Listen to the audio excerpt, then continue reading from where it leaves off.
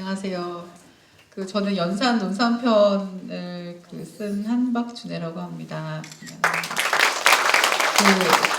아까 제 소개하는데 반을 제 남편 얘기를 해서 제가 출판 기념을 하는 건지 남편이 출판 기념을 하는 건지 좀 착각했는데, 사실 제가 좀 소설 작업을 할 거라는 인생의 과정에서 변수가 됐어요. 제가 변수가 있었던 게 제 남편을 만나서 결혼한 것과 이번 소설 작업인데, 사실 처음에 이제 공강 선생님 이사 가셨다 해서 이제 집에 놀러 갔었어요. 근데 한참 공강 선생님이 이제 동학에 필이 꽂히셔서, 공강 선생님 성격 아시는 분들은 좀 아실 거예요. 한번 물면 절대 놓지 않는. 그래서 동학을 막 얘기하면 소설을 써야 된다 해서 여기에 조금이라도 긍정적 표현을 하거나 고개 끄덕이면 거기에 잡힐 것 같은 거예요. 그래서 묵묵하게 듣는데, 이제 근거로 내밀었던 게 저희 남편하고 이제 박명수 교수님이 쓰셨던 공주 역사 책을 들이밀면서, 이 책을 보면 소설을 쓸 수 있다고. 그래서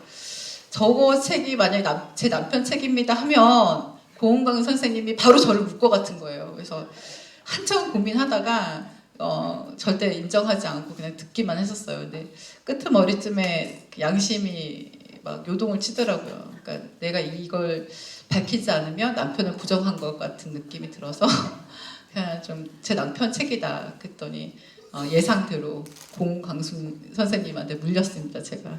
그래서 여기까지 왔는데, 사실 제가 소설을 쓸 자신이 좀 없었는데, 연산이라는 지역이 이제 일본 교수에 의해서 이제 연산에서 우금지 전투 끝나고 연산에서 정말 대규모의 전투가 있었고, 이제 갑신년 후반 무장분기 투쟁 과정에서 유일하게 일본 병사가 사살되는, 그래서 그만큼 치열했던 지역이었고, 거기에서 또 대준산으로 넘어가서 최후항쟁을 벌였던 과정에서 과연 조선 유학의 중심지였던 연산에서 과연 이 대규모의 전투를 벌일 수 있었을까? 왜냐하면 민심도, 지역의 민심도 무시할 수 없는데, 과연 이 유학이라는 근거지, 그리고 연산 상교에서 지도부를 만들고 연산 현강까지 동학에서 후방 지원을 했던 이것에 좀 끌렸어요, 사실. 끌렸고, 그리고 또 하나는 좀 마음이 아팠던 것은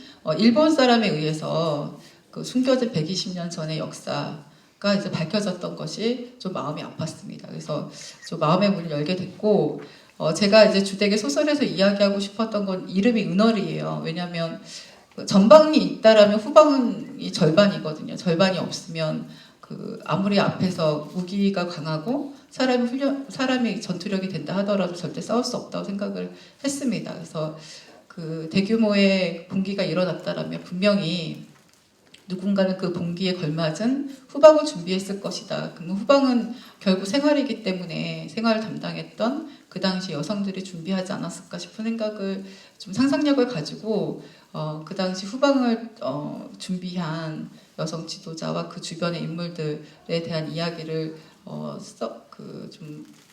구성을 좀 했습니다. 그래서 그 당시와 지금도 별반 다르지 않다고 생각해요. 사람 사는 일이기 때문에. 그리고 마지막으로 저는 연산 전투와 대둔산 전투에서 이야기하고 싶었던 건 뭐냐면, 요번에 한국 야구 구성원을 보호하니까 야구를 별로 좋아할 것 같진 않지만, 요번에 한국 시리즈만 보더라도 야구조차도 끝나야지 끝나는 걸 알 수 있잖아요, 경기가. 마찬가지로 역사가 시기별로 패배했다 하더라도 그거는 끝난 게 아니라고 저는 생각합니다. 그래서 지금의 시대에도 우여곡절은 있지만 끝나봐야지 누가 승자인 거를 저는 알 수 있다고 생각합니다. 그래서 역사의 시대를 이끌어가는 과정에서 질곡과 고난은 있지만 반드시 저희가 개벽을 내지는 의를 하고자 하는 사람들이 있다라면 반드시 저는 승리할 거라고 생각합니다. 그래서 그런 마음을 담아서 소설을 쓰게 됐습니다.